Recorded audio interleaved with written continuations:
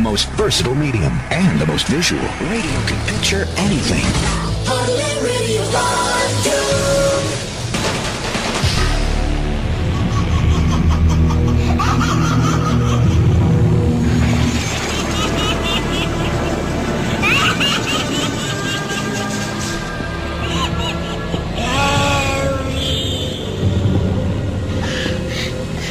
Siapa itu? Siapa? Aku. Datanglah. Datang. Dewi.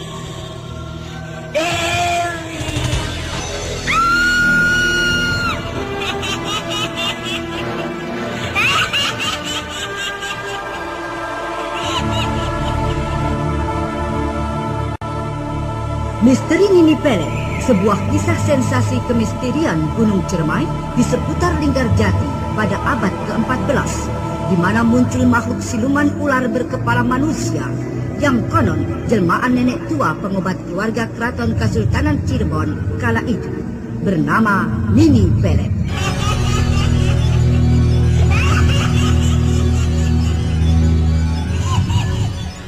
Naskah disusun oleh Ari Hidayat.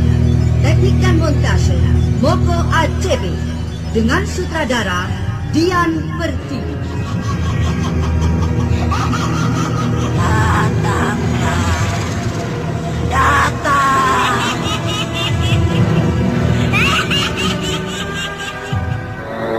Misteri Nini Pelet kali ini mempersembahkan episode yang ke-6 dengan judul Pertarungan Mistik.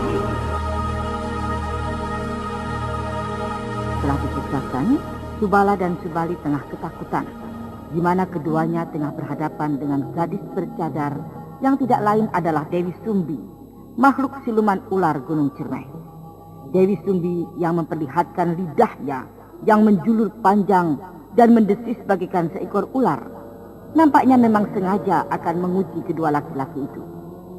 Dia terus mendekati Subali dan Subala yang mundur ketakutan dan ketakutan.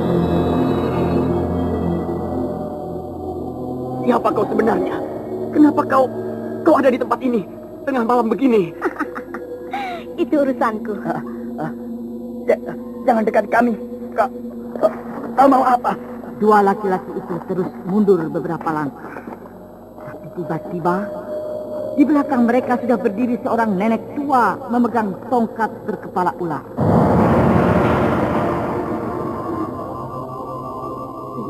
Siapa kau, nenek? Dan siapa kalian ini sebenarnya? Untuk apa kalian tahu kami? Hah? Kalian tidak punya hubungan apa-apa denganku. Kakang Subala, mereka itu pasti dua bayangan yang kita lihat tadi. Tapi ternyata mereka adalah dua orang yang aneh. Tidak, adik Subali, mereka sepertinya bukan manusia biasa. Mau apa kalian sebenarnya? Kalian harus memberitahu kami. Memberitahu apa? Kalian pasti kenal dan tahu di mana Restu Singgi berada. Karena kalian adalah penduduk desa ini. Siapa itu Restu Singgi? Kami tidak kenal orang itu. Benarkah kalian tidak tahu? Sungguh, kami tidak bohong. Kami memang tidak tahu orang itu. Kami sendiri tengah mencari seorang laki-laki pengacau di desa ini. Jadi kalian ini siapa sebenarnya? Kami memang warga desa ini. Kami adalah orang-orang kepercayaan Nyi Larang. Iya, benar. Kami adalah orang-orang suruhan Nyi Larang. Lalu, siapa kalian sebenarnya? Kau tidak perlu tahu siapa kami. Mengerti? Dan siapa Nyi Larang itu? Dia adalah pimpinan kami. Nyi Larang orang yang ditakuti di desa ini, Nek. Orang yang ditakuti. Tentunya pimpinanmu itu mengenal Restu Singgi. Dia harus memberitahu kami. Jika tidak, dialah sebagai gantinya. Kami sungguh-sungguh tidak tahu dengan orang yang kalian maksud. Di desa ini tidak ada orang yang bernama Restu Singgi. Kami sendiri sedang kebingungan mencari seorang laki-laki pengacau yang belum kami kenal juga. Mungkin laki-laki pengacau itu adalah Restu Singgi, Ibu. Karena mereka memang tidak kenal. Sepertinya begitu, Dewi. Kakang Subala, mereka tengah mencari orang yang bernama Restu Singgi. Jangan-jangan yang mereka cari itu adalah laki-laki pengacau itu. Atau anak muda yang hilang dulu setelah kita seksa itu. Ya, kukira begitu. Tapi kita juga perlu hati-hati. Jangan-jangan mereka juga masih ada hubungannya dengan penyiksaan anak muda itu dulu. Mereka juga akan balas dendam. Itu yang kita perlu khawatirkan. Tapi nampaknya mereka nada bicaranya marah. Mereka justru seperti musuh pada orang yang dicarinya itu, Kakang. Lalu bagaimana? Apakah kedua orang itu kita bawa ke rumah Nyilarang? Kukira itu lebih baik, Kakang. Siapa tahu mereka juga akan bisa bergabung pada kita. Nampaknya mereka itu bukan orang sembarangan, Kakang. Baiklah, kita ajak mereka menemui Nyilarang. Kalian sedang bicara apa? Kalian pasti sedang membicarakan kami, bukan? Memang benar. Kami sedang merencanakan akan mengajak kalian menemui pimpinan kami, Nyilarang. Bagus, itu bagus sekali. Karena aku bisa mendapat keterangan dengan pimpinan kalian itu. Kalau benar kalian akan menemukan kami dengan pimpinan kalian, antarkan kami sekarang. Ayo, kita berangkat sekarang. Iya, tapi kuda kami hanya 2. Bagaimana dengan kalian? Apakah kalian akan ikut satu-satu dengan kami naik kuda itu? Oh, tidak perlu. Kami tidak butuh naik kuda. Kami jalan kaki saja. Kalian jalan saja lebih dulu. Baiklah.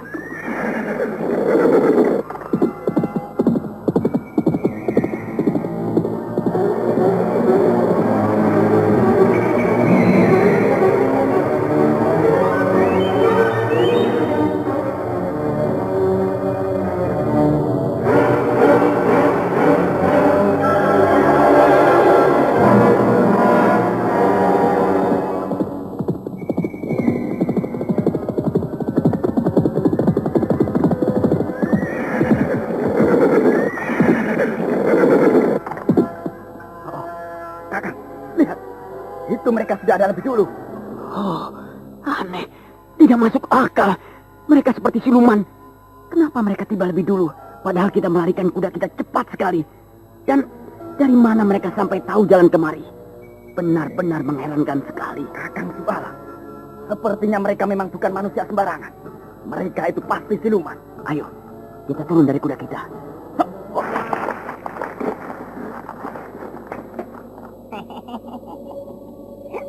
Kenapa kalian lambat sekali datangnya? Lambat katamu? Aneh. Kami sudah begitu cepat memacu kuda kami. Justru kami khawatir kalau kalian belum sampai dan akan sesat di jalan. Iya, kukira begitu. Kalian pasti belum sampai dan akan tersesat jalan. Tapi aneh, ternyata kalian sudah lebih dulu ada di sini. Kami sudah menunggu kalian lama sekali di sini. Tapi kalian baru sampai. Kalian sudah lama menunggu kami. Bagaimana mungkin? Bukankah kalian tertinggal jauh sebelumnya? Kami justru meninggalkan kalian sudah begitu jauh. Sudahlah, kalian membuat kami bingung. Ayo, kita masuk.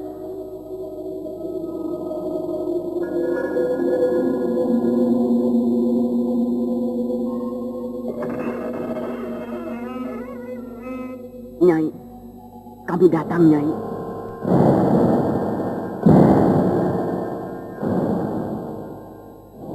Selamat datang kedua tamuku. Duduklah kalian. Begitukah caramu menerima kami? Maafkan jika aku tidak sopan. Aku senang menerima kalian. Karena aku tahu kalian adalah orang-orang yang bukan sembarangan. Beginilah sikapku menerima tamu agung yang belum aku kenal.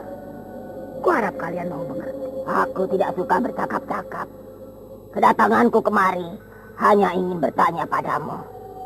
Kau adalah pimpinan yang ditakuti di desa ini. Kau pasti tahu tentang seorang anak muda bernama Restu Singgi.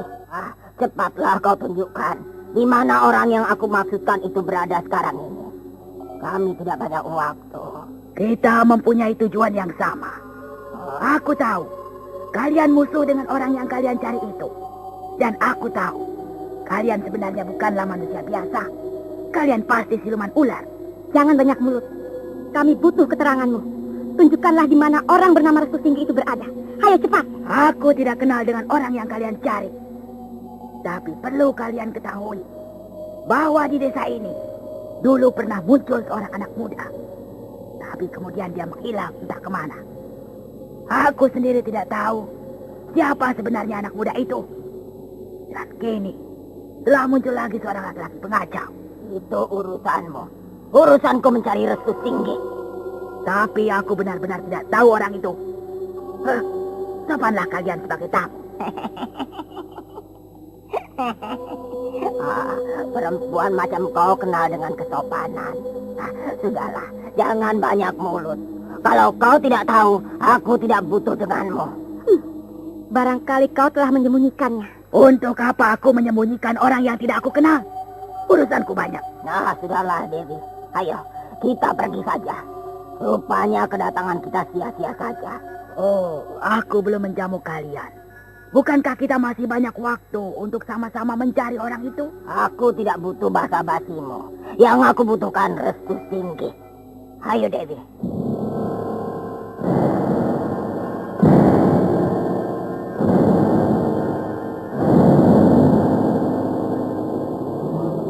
Nyai, mereka benar-benar pergi. Biarkan saja. Satu saat aku butuh mereka. Dan mereka harus mau membantuku. Karena nampaknya mereka sangat aku butuhkan. Ketahuilah oleh kalian. Mereka bukanlah manusia biasa seperti kalian. Mereka itu makhluk siluman ular. Yang menyamar sebagai manusia siluman. Benar begitu, Nyai? Iya. Daya penglihatanku begitu. Mereka itu datang dari jauh. Tapi sayang, aku tidak sempat kenal mereka lebih jelas.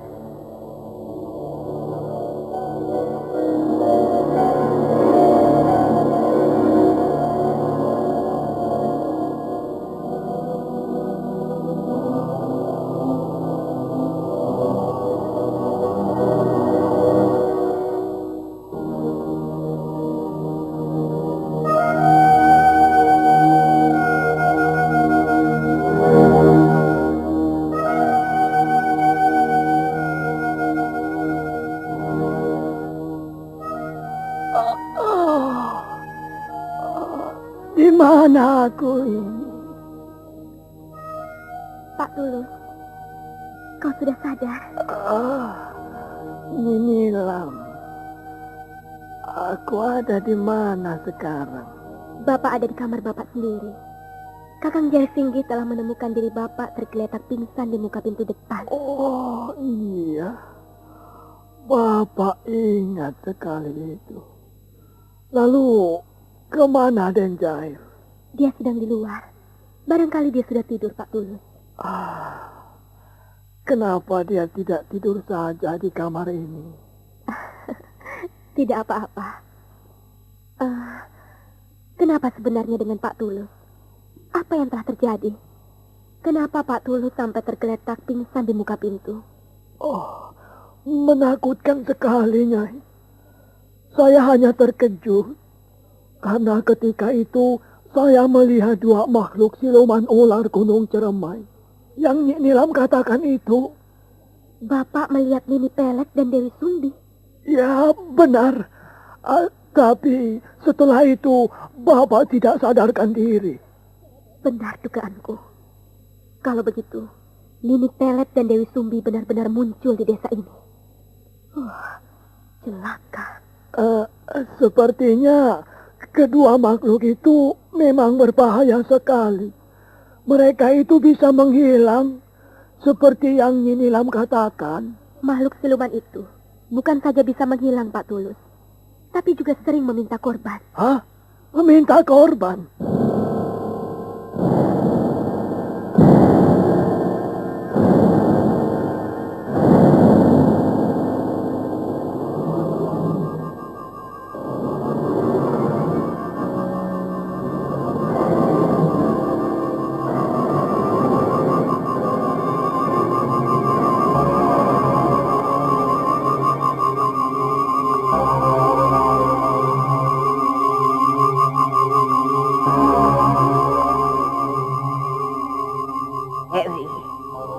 Rupanya perempuan bernama Nyilarang itu juga tidak tahu dan tidak kenal dengan Restu Singgi. Benar, Ibu. Kedua orang itu telah membohongi kita. Untungnya Ibu tidak marah. Tapi perempuan bernama Nyilarang itu sepertinya membutuhkan kita sekali, Bu. Tapi apa maksudnya kita sendiri tidak tahu, Bu. Aku tidak butuh perempuan itu. Dia sudah membuatku jengkel. Untung saja dia masih selamat dariku. Tapi satu saat nanti, jika perempuan itu dan juga kedua laki-laki itu mempermainkan kita, habislah riwayat mereka. Rasanya aku tidak yakin kalau mereka itu tidak kenal dan tidak tahu Restu Singgih. Apalagi mereka itu orang yang dikenal dan ditakuti di desa ini. Sedang kita sendiri sudah tahu kalau Nilam Cahya pun ada di desa ini, Bu. Biarkan saja, Dewi. Kali ini mereka kita beri ampun. Tapi satu ketika mereka mempermainkan kita lagi. Aku tidak segan-segan membunuh mereka. Ayolah, Dewi. Kita cari terus di mana Restu Singgih itu berada.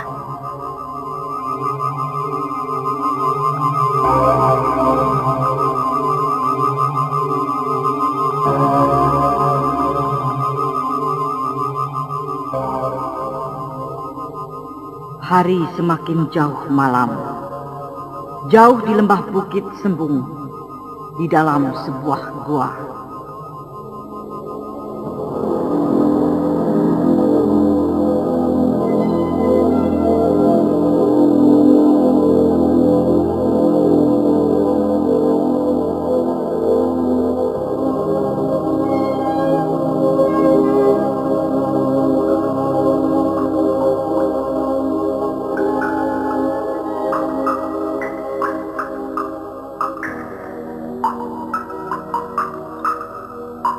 Semua ini akan berakhir. Sepertinya aku sudah lama sekali berada di tempat ini. Aku masih saja berusaha menahan segalanya. Kalau aku terus begini, rasanya aku bisa mati di tempat ini. Aku lapar sekali dan haus. Ki Gedeng Mukti, di mana guruku itu? Kenapa dia tidak pernah menengokku? Kenapa dia seperti membiarkan aku? Kemana kakek tua itu? Aku tidak pernah lagi melihatnya. Ingatlah, kau harus bersabar. Kau harus bersabar. Tahan segala godaan itu. Tahan, cucuku. Guru, aku akan berusaha untuk menahannya, Guru. Aku akan berusaha. Begitulah semestinya. Ujianmu hanya tinggal beberapa hari saja. Kau harus tahan. Kau harus lulus dalam segala ujian. Segala penderitaan yang sedang kau alami nantinya akan terbalas dengan kebahagiaan. Kesabaranmu juga akan terbalas dengan kebahagiaan. Percayalah, cucuku. Jangan kau berpikir yang tidak-tidak. Kuatkanlah dirimu. Tabahlah menghadapi segala cobaan. Kau adalah calon orang-orang bahagia. Terima kasih, Guru. Aku akan tetap bertahan. Aku akan ingat segala pesan Guru.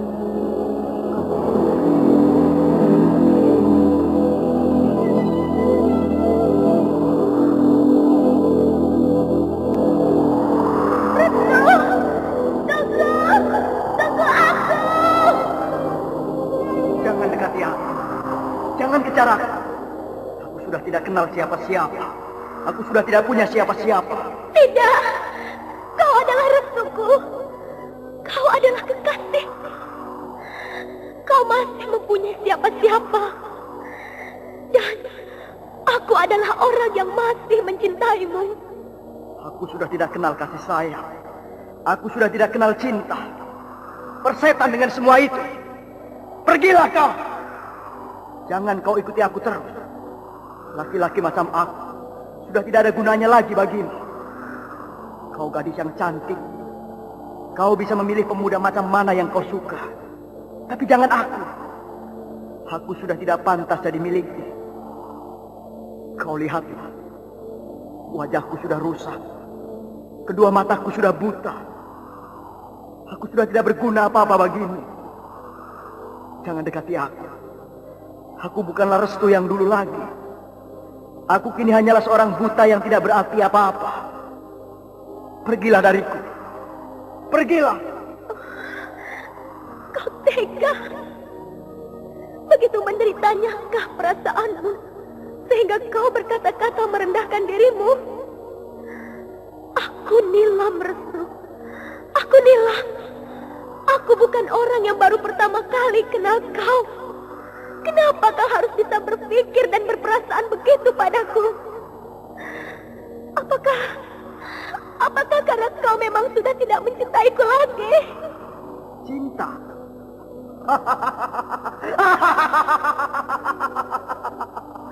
Restu Singgih sudah tidak kenal cinta. Restu! Restu! Jangan pergi, Restu! Tidak! Jangan kejar aku! Jangan dekati aku! Pergi kau! Restu!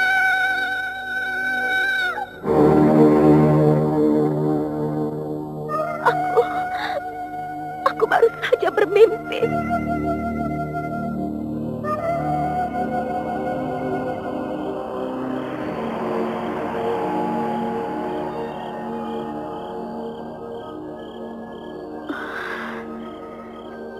Tidak bisa aku bayangkan bagaimana perasaanku jika aku bisa bertemu kembali dengan Restu. Tapi aku mengalami kejadian seperti dalam mimpiku itu. Restu sudah tidak mau mengenalku. Dia telah mengusirku. Bagaimana seandainya itu terjadi bukan dalam mimpi? Aku tidak mau kehilangan dia. Aku selalu merindukan dia. Semoga mimpiku itu tidak terjadi yang sesungguhnya. Tidak. Eyang Ki Buyut, tolonglah muridmu ini, Eyang. Pertemukanlah aku dengan Restu. Aku ingin sekali bertemu. Aku ingin sekali memeluk dirinya erat-erat. Pertemukanlah aku, Eyang.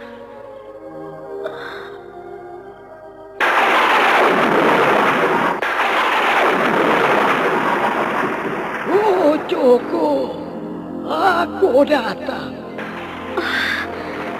Eyang, maafkanlah Cucundamu. Aku tidak bermaksud mengusik ketenangan Eyang. Tapi aku merasa tidak tahan, Eyang. Aku rindu sekali dengan Restu. Maafkan Cucunda, Eyang. Iya. Eyang sudah tahu segala kejadiannya, cucu.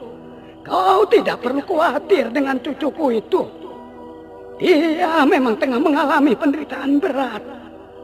Wajahnya menjadi cacat. Kedua matanya menjadi buta. Jangan kau sesali segala yang sudah terjadi. Segalanya sudah menjadi takdir. Tapi aku ingin sekali bertemu dengan dia, Eyang. Tunjukkanlah di mana Restu kini berada, Eyang. Aku ingin sekali bertemu dengan dia. Eyang tidak bisa mengizinkanmu saat ini untuk bertemu dengan dia. Karena Eyang khawatir semua itu justru akan menambah beban penderitaannya. Untuk sementara ini, biarkanlah dia tenang. Dia tidak apa-apa. Ia kini berada dalam pengawasan muridku, Ki Gedeng Mukti. Ki Gedeng Mukti? Iya. Bukankah itu kakekku, Eyang? Jadi Restu kini bersama kakekku, Ki Gedeng Mukti? Benar. Ia tengah menjalani berbagai kekuatan ilmu yang akan diturunkannya. Kau tidak perlu dulu mengganggu dia. Tenangkan saja dirimu dulu. Masih banyak persoalan yang harus kau selesaikan di desa ini. Kau harus bisa menjawab segala tantangan semua itu. Percayakan dirimu. Nah, selamat tinggal cucuku.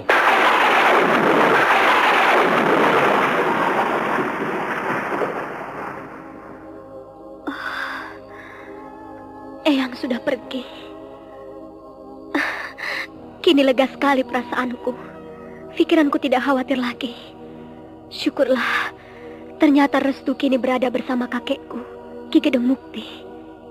Tapi, bukankah kakekku menurut ayah almarhum juga sudah lama mati? Aneh, kenapa dia masih hidup? Aku tidak mengerti. Sayang, kenapa tadi aku tidak bertanya pada Eyang?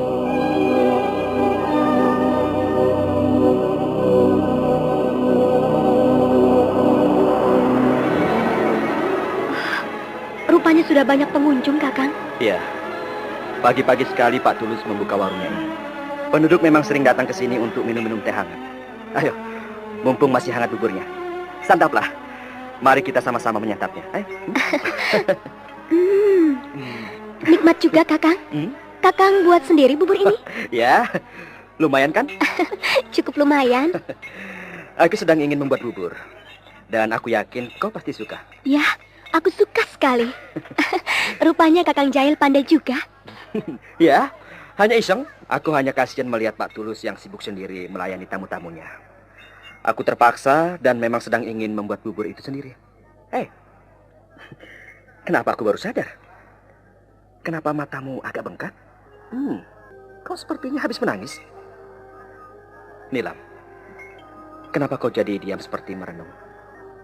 Apakah aku telah menyinggung perasaan? Maafkan kalau aku tadi bertanya tentang keadaan matamu. Yang aku lihat memang agak bengkak dan seperti habis menangis. Tidak apa-apa, Kakang. Aku memang semalaman tidak tidur. Aku menangis. Memang seringkali aku menangis karena rindu sekali dengan Restu. Walau sebenarnya aku sudah sering berusaha membunuh perasaanku, membunuh ingatanku pada Restu. Tapi rasanya aku tidak sanggup. Aku tidak bisa, Kakang. Di benakku hanya Restu yang aku ingat. Aku mengerti. Karena kau adalah memang kekasihnya yang sangat dekat. Tidak heran kalau saat ini dan seringkali kau menangis karena ingat dia, karena rindu dengan dia. Sebenarnya aku pun ingin cepat-cepat bertemu dengan adikku itu. Biar kita sama-sama berkumpul lagi, sama-sama seperti dulu. Dan kalian aku inginkan cepat-cepat meresmikan pernikahan kalian. Kalian sudah waktunya harus hidup berumah tangga. Biar di antara kalian tidak ada lagi pikiran-pikiran khawatir di antara kalian. Aku senang sekali mendengar semua kata-kata Kakang Jail itu. Kau harus tabah dan sabar. Bukankah kita saat ini sedang mencari Restu? Bukankah balas dendam kita belum terlaksana dengan perempuan yang bernama Nyilarang yang sedang kita cari itu? Iya, Nyilarang.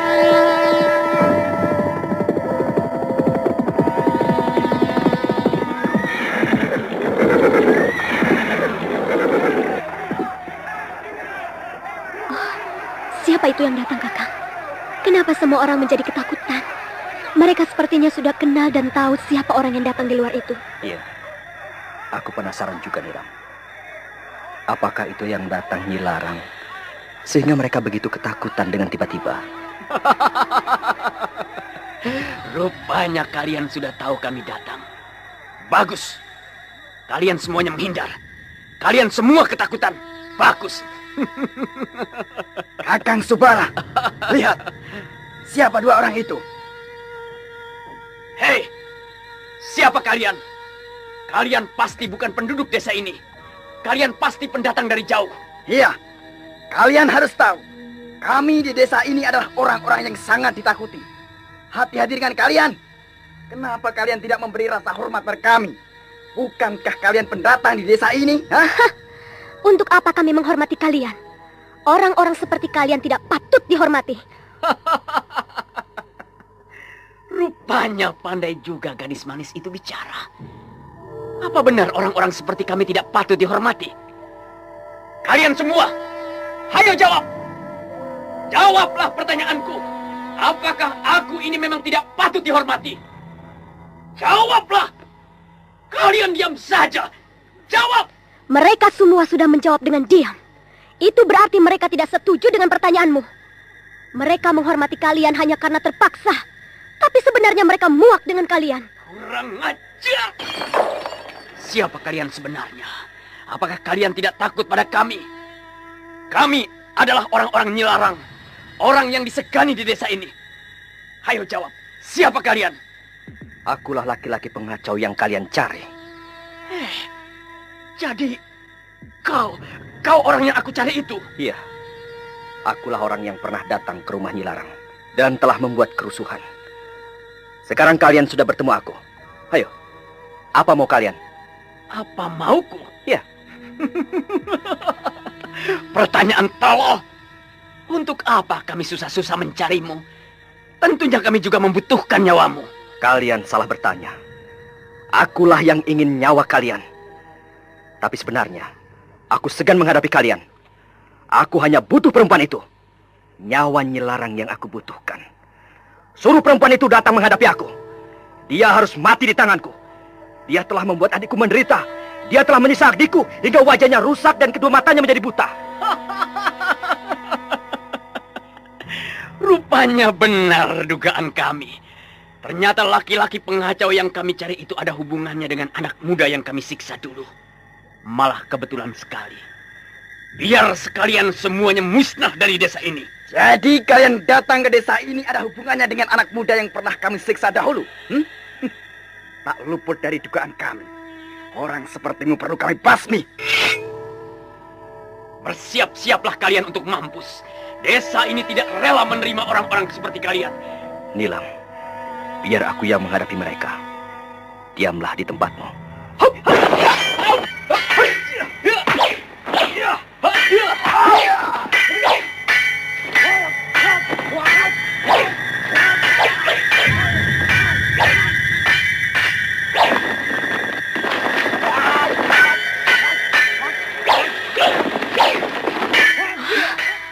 Rasanya aku tidak bisa menahan kesabaran.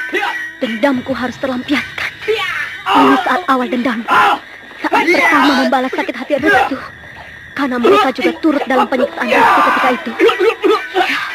Menurut cerita Cumbalang, kedua laki-laki itu harus mati di tanganku. Kelihatannya Kakang Jalsinggi terlalu lama menghadapi mereka. Biar aku yang menyelesaikan. Kakang, mundurlah! Biar aku yang menghadapi mereka. Ya, biar aku saja Nilam. Mundurlah kau. Rasakan oleh kalian. Ini yang pertama untuk Restu. Ya.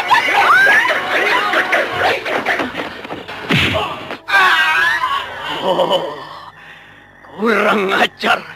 Kau telah membunuh adikku. Jahanam. Aku puas. Tapi aku belum puas. Karena Nyi Larang belum mati di tanganku. Perempuan itu juga harus aku buat seperti adikmu itu. Itulah persoalan pertama untuk membalas sakit hati Restu. Setan. Kini tinggal kau sendiri. Kau juga harus bernasib seperti adikmu itu. Jahanam. Kaulah yang harus aku patahkan batang lehernya. Mari kita selesaikan semuanya. Mari kita sudahi dendam itu.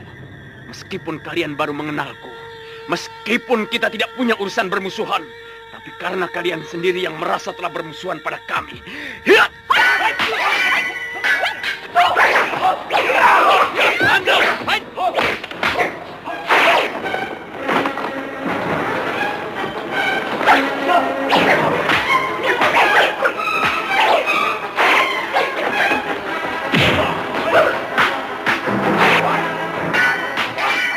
Mampuslah kau!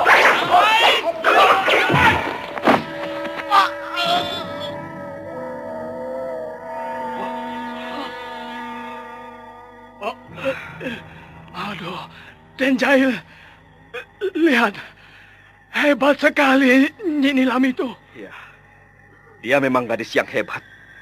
Kepandaiannya luar biasa. Lihat itu Denjail. Nyi Nilam kini berdiri di atas meja. Dia benar-benar gadis yang hebat.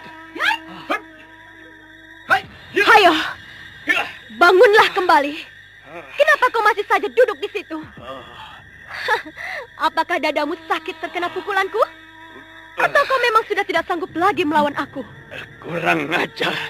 Kau boleh puas. Kita memang belum pernah kenal dan punya urusan. Tapi aku dendam denganmu. Kali ini aku kalah. Tapi kau harus hati-hati. Jangan harap kalian akan bisa tenang atas kejadian ini. Siapa bilang aku akan tenang? Aku belum tenang Jika Nyi Larang dan orang-orangnya masih berkeliaran di desa ini, laporkan semua ini pada Nyi Larang. Katakan pada dia, aku, Nilam Cahya, kekasih pemuda yang pernah dia siksa dulu. Aku datang akan membalas dendam atas perbuatannya. Suruh dia menghadapi aku. Dia memang belum kenal dan tidak mempunyai urusan dengan aku. Tapi dengan penyiksaan itu, dia sudah berurusan dengan aku. Dia sudah aku anggap sebagai musuhku yang utama. Aku tidak rela kekasihku dibuatnya buta. Itu kesalahannya sendiri. Kenapa pemuda itu harus turut campur dalam persoalan kami? Dia pantas mendapat siksaan seperti itu. Diam kau! Apakah kau juga akan bernasib seperti adikmu itu? Jangan sampai kesabaranku hilang.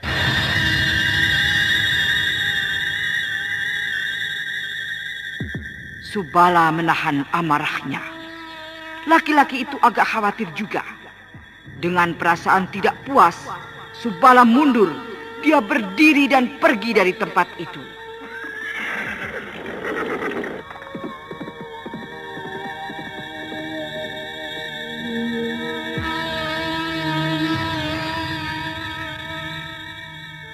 Kalian semua sudah menyaksikan sendiri.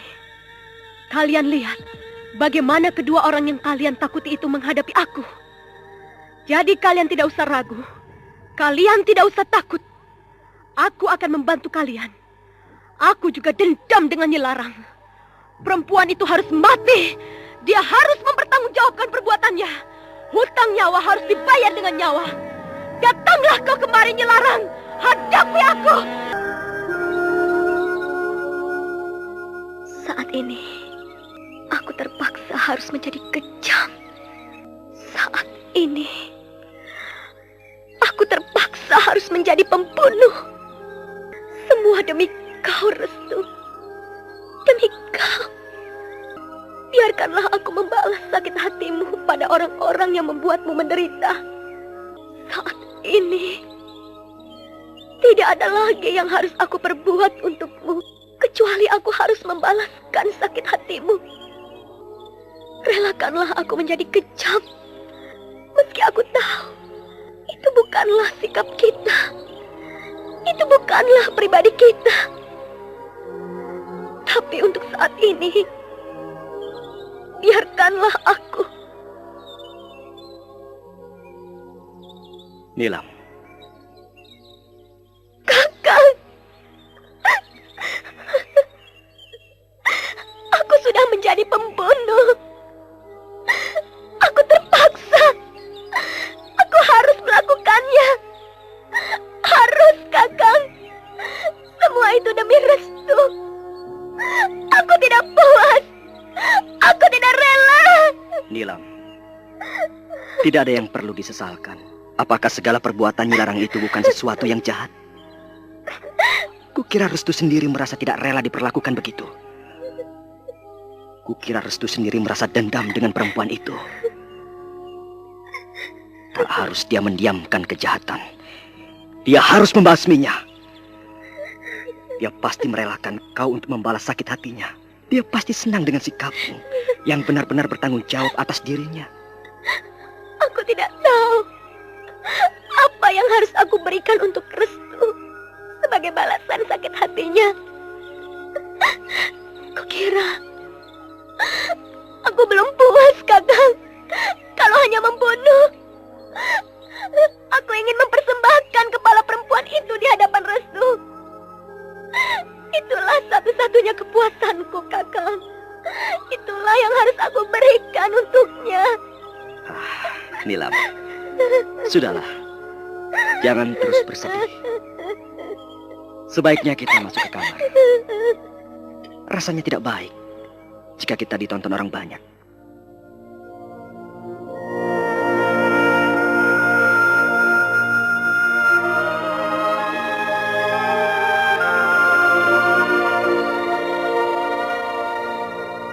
Sementara itu, di rumah Ki Malang. Saat itu hari sudah menjelang petang. Laki-laki setengah tua itu nampak tengah berjongkok di hadapan sebuah kuburan. Kuburan itu tidak lain adalah kuburan Bunga, anaknya. Anak gadisnya yang telah lama mati akibat kekejaman Nyi Larang. Anak gadisnya yang sangat dicintainya.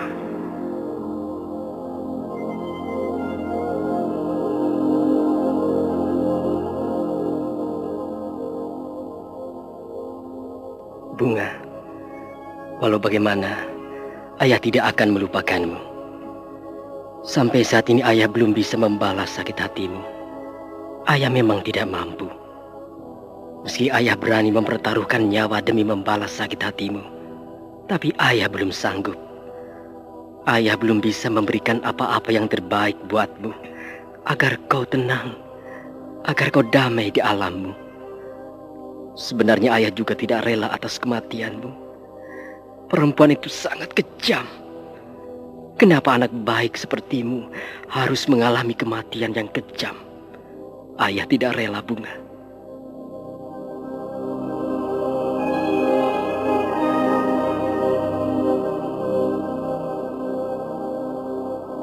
Tenanglah kau di alammu, Bunga. Restu juga sudah tenang. Walau dia harus menderita buta mata. Semua itu demi kita, demi kamu, Bunga.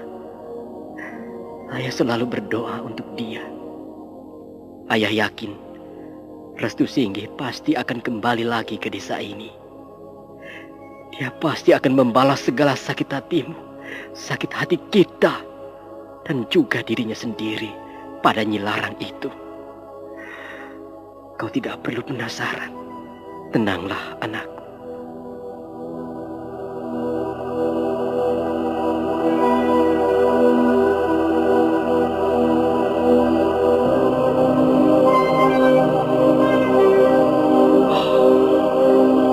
Aku tidak sadar. Rupanya hari sudah malam.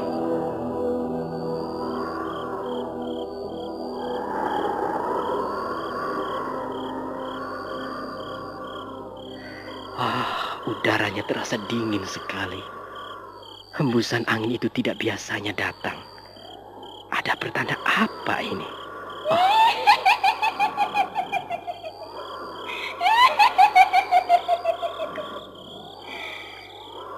Ayah.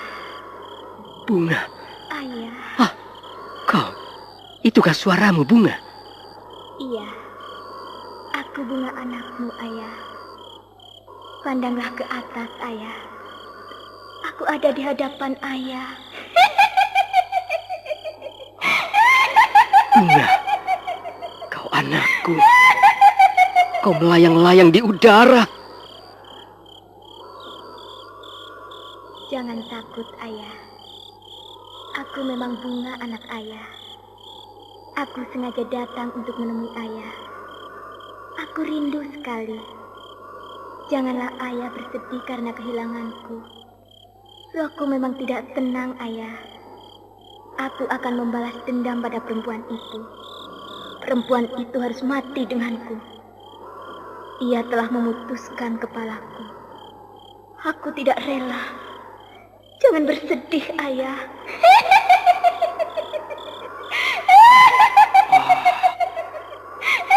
Bunga, anakku. Rupanya kau tidak tenang juga di alammu. Ayah mengerti sekali. Ayah tahu kau menderita. Tapi ayah harapkan kau tenanglah di alammu. Biarlah ayah yang akan membalas sakit hatimu. Biarlah ayah yang akan membalas sakit hatimu, Bunga. Tidak, Ayah. Ayah tidak boleh menyusahkan aku. Biarlah aku yang akan membalas sakit hatiku. Arwahku benar-benar penasaran. Karena aku tidak rela. Aku tidak rela atas kematianku. Selamat tinggal, Ayah. Bunga! Bunga, anakku! Tunggu, Ayah! Bunga!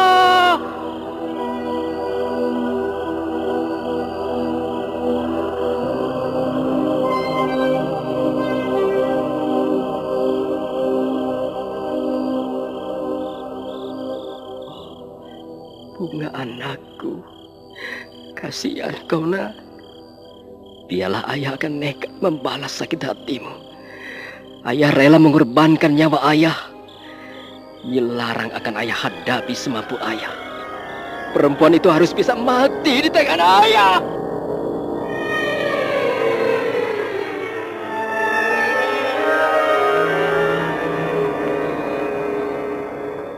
Kurang ajar. Jadi, Subali telah mati dibunuh oleh seorang gadis, kekasih anak muda yang kita siksa dulu, ha? Benar, Nyai. Gadis itu ternyata teman laki-laki pengacau yang kita cari itu. Mereka saat ini ada di warungnya Pak Tulus. Pak Tulus? Jadi pemilik warung itu selama ini telah menyembunyikan laki-laki pengacau. Berani sekali laki-laki tua itu pada kita. Bukan saja Pak Tulus yang sudah mulai berani pada kita, Nyai. Hah? Tapi justru semua penduduk nampaknya sudah mulai berani dan tidak suka pada kita. Mereka sepertinya sudah terkena pengaruh gadis dan laki-laki itu. Apa aku tidak salah dengar? Kukira tidak, Nyai. Oh, kurang ajar sekali laki-laki itu. Dia belum kenal siapa Nyi Larang. Mereka akan tahu sendiri akibatnya nanti. Dan Pak Tulus, malam ini dia harus berhati-hati. Karena kematiannya sudah ada di tanganku.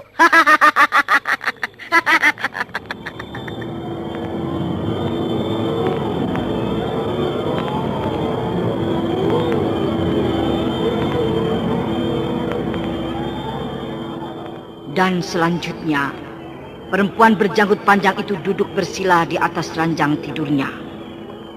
Kemudian mulutnya bergerak-gerak. Dengan tiba-tiba, kedua matanya itu memancarkan sinar kemerahan.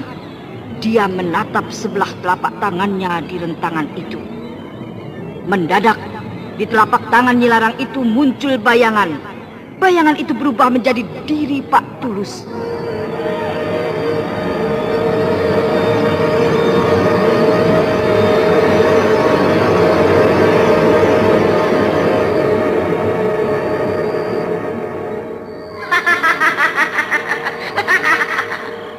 Berhati-hatilah kau, Pak Tulus. Bayangan kematianmu sudah hampir tiba. Subala! Subala! Saya Nyai. Nyai memanggil saya? Ya. Malam ini juga kau harus berangkat menemui Pak Tulus. Aku butuh segenggam rambutnya dan setetes darahnya. Ayo, cepat. Untuk apa semua itu, Nyai? Bodoh. Kenapa kau bertanya begitu? Bukankah kita menginginkan kematian orang itu? Hah? Ketahuilah olehmu, aku akan membuat permainan dengan kematian Pak Tulus itu. Laki-laki tua itu akan aku buat menderita dengan ilmu perusak jiwaku sampai dia akan mati. Cepatlah, kau bawa segenggam rambut dan tetesan darahnya padaku. Baik, Nyai. Saya berangkat sekarang.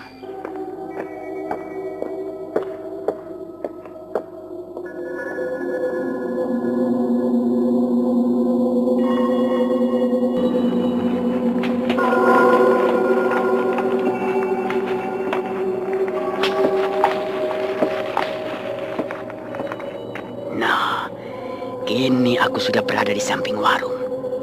Ini dia jendela kamar Pak Tulus. Sebaiknya aku intai dulu ke dalam. Kamar itu nampaknya sepi. Lenteranya masih menyala. Aku akan mengintai. Oh, itu dia Pak Tulus. Dia sedang tertidur nyenyak di tempat tidurnya. Kebetulan sekali. Tapi, bagaimana caranya aku masuk? Aku terpaksa harus membuka jendela kamar ini.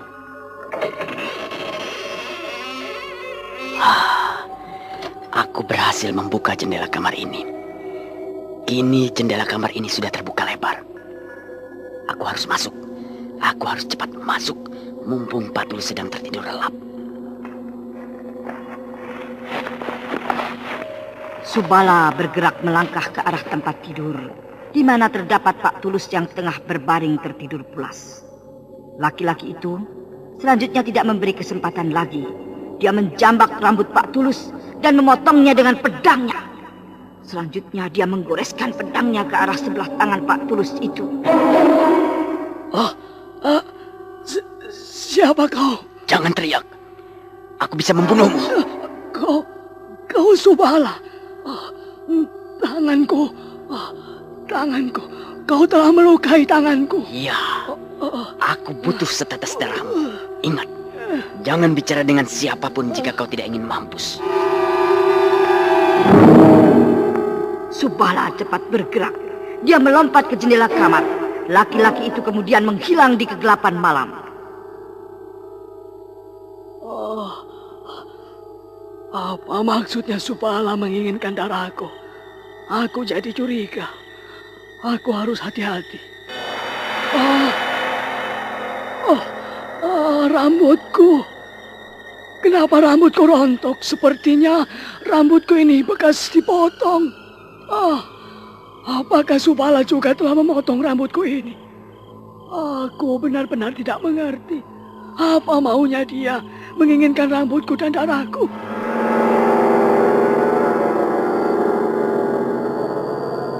Bagus. Kau sudah kembali.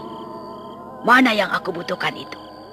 Cepat berikan segenggam rambut dan setetes darah Pak Tulus yang aku butuhkan itu.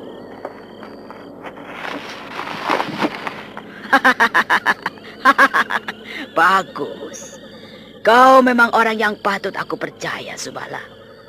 Ayo, ambilkan tempat air itu. Cepat, kau bawa ke hadapanku.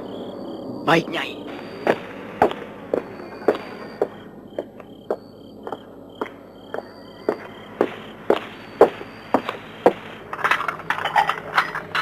Sekarang, kau duduklah bersila di hadapanku. Diam dan perhatikan baik-baik apa yang aku kerjakan.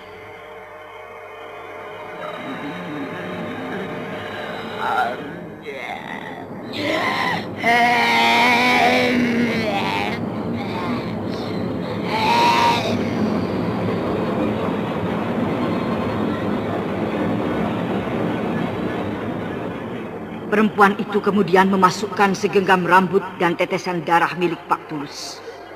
Dan kemudian perempuan itu menggores sebelah tangannya dengan sebilah pisau. Tetesan darah itu kemudian dijatuhkan ke dalam tempat air itu.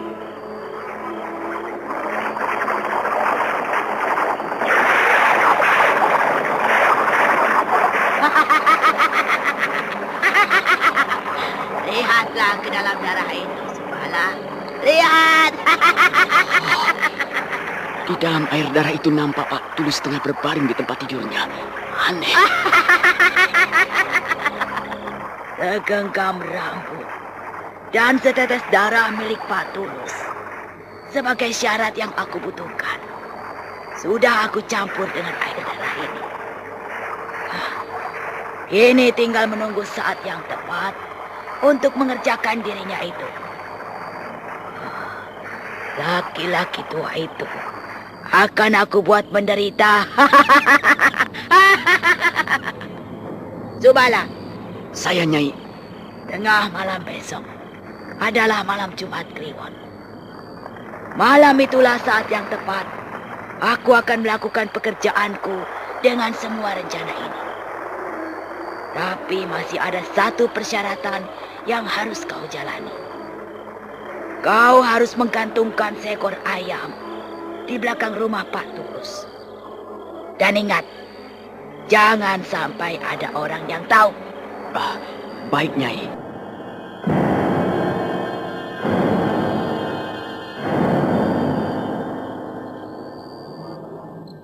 Subala, kini kau sudah paham apa segala yang aku butuhkan untuk membunuh Pak Tulus itu. Saya paham sekali, Nyai. Dan besok pagi-pagi sekali, saya harus pergi untuk mencari seekor ayam hitam yang Nyai butuhkan itu. Bagus. Dan secepatnya, jika kau sudah mendapatkan ayam hitam itu, kau harus menggantungkan ayam itu di belakang rumah Pak Tulus. Ayam itu harus hidup. Jangan kau bunuh. Dan ingat, jangan ada seseorang pun yang tahu. Baik, Nyai.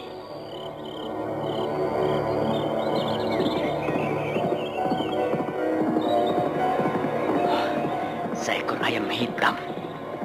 Bingung juga aku mencarinya. Di mana aku harus mendapatkan ayam itu? Padahal semalam aku bicara dengan Nyai sanggup mendapatkannya. Tapi aku harus berusaha untuk mendapatkannya. Aku tidak boleh mengecewakan Nyai. Aku sudah berada di perbatasan desa. Mau kemana lagi aku ini? Aku tidak akan keluar desa. Aku khawatir waktu yang dibutuhkan Nyai akan tiba. Karena sebelum tengah malam, aku sudah harus mendapatkan seekor ayam hitam. Dan ayam hitam itu sudah harus aku gantung di belakang rumah Pak Tulus.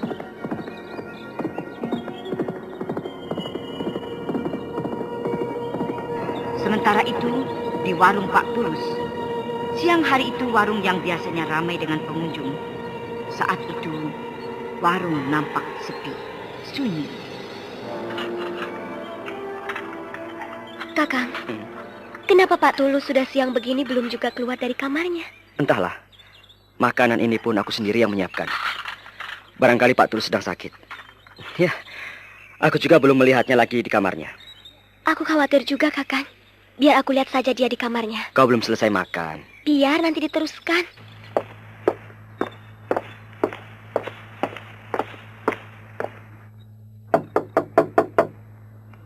Pak Tulus! Pak Tulus!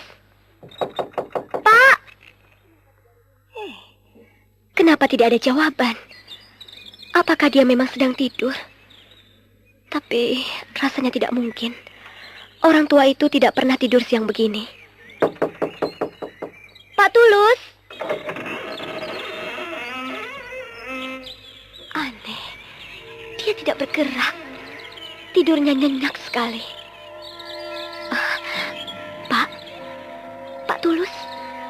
Pak? Sebelah tangan Pak Tulus luka tergores dan darah keringnya masih ada. Sepertinya luka itu bekas goresan pedang. Aku khawatir kalau dia sudah mengalami kejadian yang membuat sebelah lengannya luka. Kasihan dia.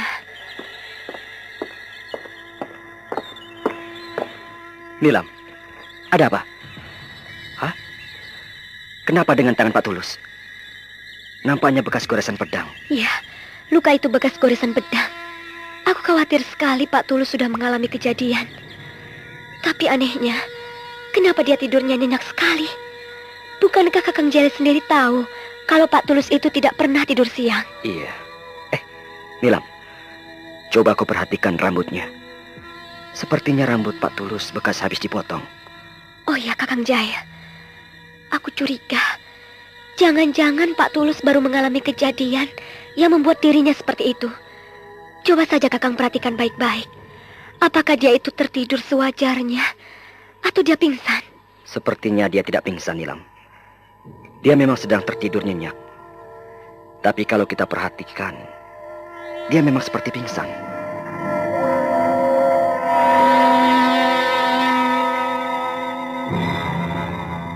Sementara itu di rumah Nyi Larang, dia masih duduk bersila menghadapi tempat air darah itu. Dan rupanya Nyi Larang tengah memperhatikan kalau di dalam air darah itu nampak Jail Singgih dan Nilam Cahya yang tengah memperhatikan Pak Tulus tertidur. Rupanya kedua orang itulah yang diceritakan Subala padaku. Nampaknya gadis dan laki-laki itu memang bukan orang sembarangan. Dan nampaknya mereka itu datang ke desa ini memang ada hubungannya dengan pemuda yang aku siksa dulu. Mereka tengah memperhatikan Pak Tulus. Mereka itu bodoh. Mereka tidak tahu kalau saat ini Pak Tulus sedang ada dalam pengaruhku. Laki-laki tua itu tinggal menunggu ajalnya saja tengah malam nanti.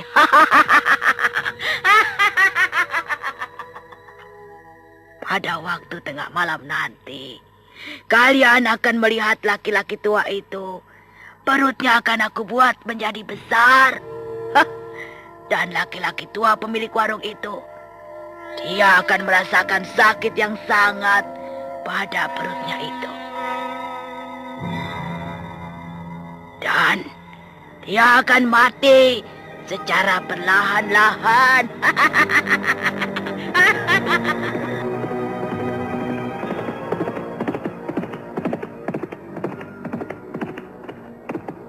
Nampaknya sebentar lagi hari akan sore.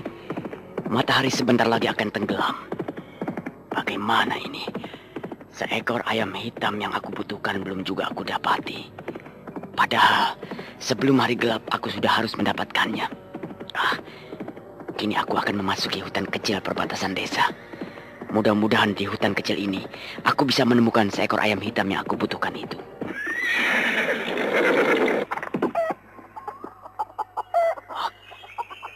Apakah aku tidak salah lihat? Bukankah itu seekor ayam hitam yang sedang aku cari? Hah?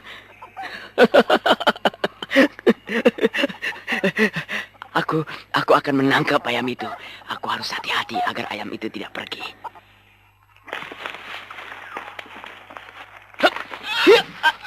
Kena. Tenanglah.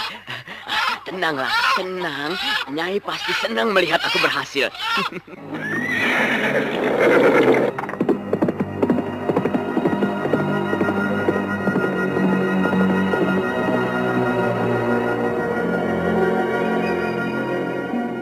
Subala kemudian memacu kudanya dengan cepat. Dia harus menggantungkan ayam hitam yang baru didapati itu di belakang warung Pak Tulus. Subala terus mempercepat kudanya. Dan akhirnya laki-laki itu sampai di belakang warung Pak Tulus. Ketika itu hari sudah malam.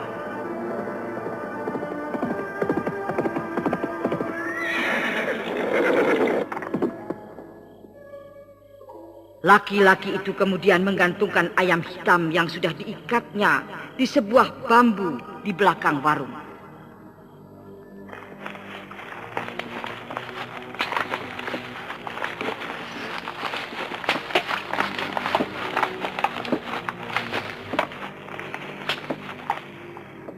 Wah, tugasku sudah selesai. Kini aku harus kembali menemui Nyai. Aku khawatir dia tengah menunggu-nunggu aku. Aku harus cepat pergi dari tempat ini.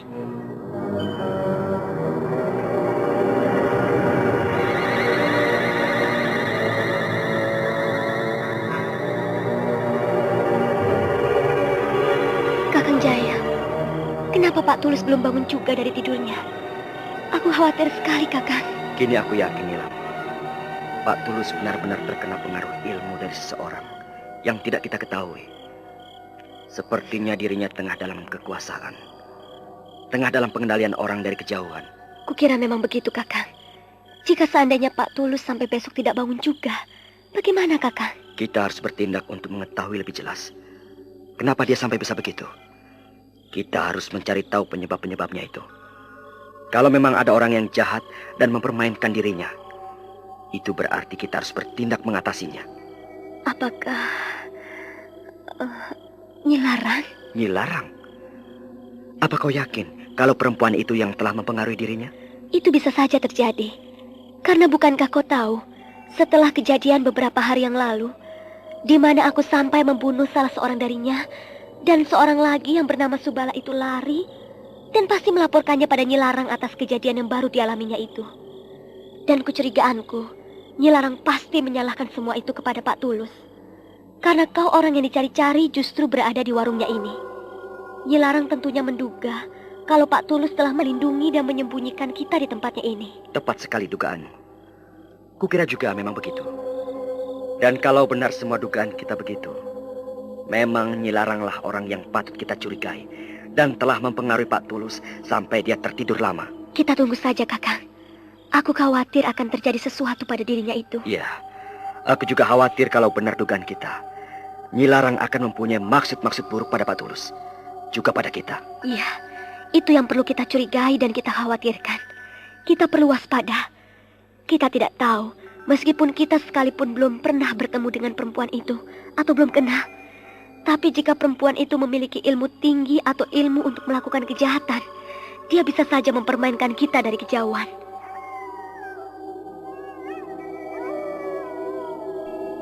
Kakang Jaya, kau dengar suara lolong anjing setan itu? Suara itu datang dengan tiba-tiba sekali. Dan tiba-tiba saja perasaanku menjadi tidak enak. Ya, sepertinya akan terjadi sesuatu. Aku merasa curiga. Kita harus berhati-hati, Nilam. Bulu kuduku berdiri. Kakang Jaya, suara anjing setan tidak juga berhenti. Sepertinya memang akan terjadi sesuatu, Kakak.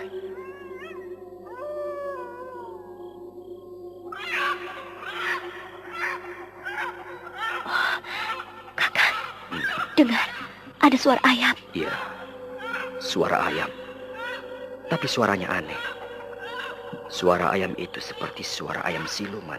Ya, di mana ayam itu? Sepertinya terdengar dekat sekali.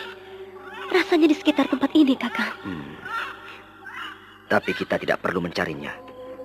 Itu pasti ayam siluman. Ayam itu pasti tidak ada. Dan hanya suaranya saja yang terdengar.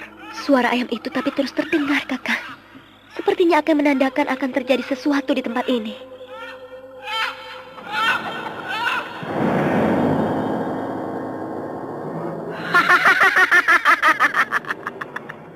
Malam ini adalah malam Jumat Kliwon. Sebentar lagi tengah malam akan tiba. Itu berarti saatnya aku mulai akan bertindak. Aku untuk pertama kalinya akan mencoba ilmu perusak jiwaku. Yang selama aku miliki, belum pernah aku coba untuk membunuh orang, Subala. Subala? Saya, Nyai. Apa benar kau sudah menggantungkan ayam hitam itu di belakang warung Pak Tulus? Benar, Nyai. Saya sudah melakukan apa yang telah diperintahkan Nyai. Ayam itu aku gantung tepat di sebuah bambu yang menghadap ke kamar Pak Tulus. Bagus. Itu memang keinginanku. Kita tinggal menunggu beberapa waktu saja. Kau diamlah di tempatmu itu. Jangan sekali-kali kau pindah dari tempatmu. Saya mengerti, Nyai. Embo!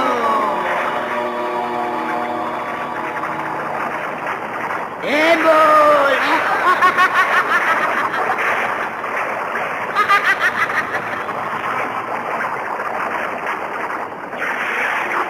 Nyi Larang kemudian mengambil sebilah pisau. Pisau yang digenggamnya itu digoreskan ke lengannya. Goresan itu meneteskan darah. Nyi Larang kemudian menghisap darah itu dan meneteskannya ke seluruh wajahnya. Perempuan itu menusukkan pisaunya ke dalam air darah itu. Dan bersamaan itu, tiba-tiba Pak Tulus bangun dan berteriak keras sekali.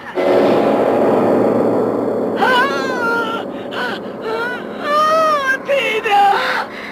Pak Tulus! Pak Tulus! Pak Tulus? Pak? Kenapa, Pak?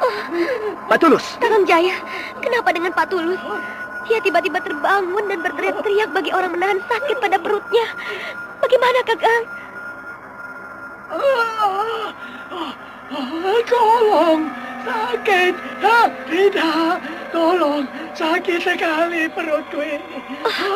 Sakit. Pak Tulus, kenapa, Pak? Tenanglah, Pak. Tenang. Tolong saya, tolong inilah. Aduh, perutku sakit sekali. Tenanglah, Pak. Tenang, tahan, Pak. Tahan, ya. Sakit. Aden. Sakit. Kakang, sakit. apa sebenarnya yang terjadi dengan Pak Tulus? Aku khawatir sekali. Dia sepertinya benar-benar tengah merasakan sakit pada perutnya itu.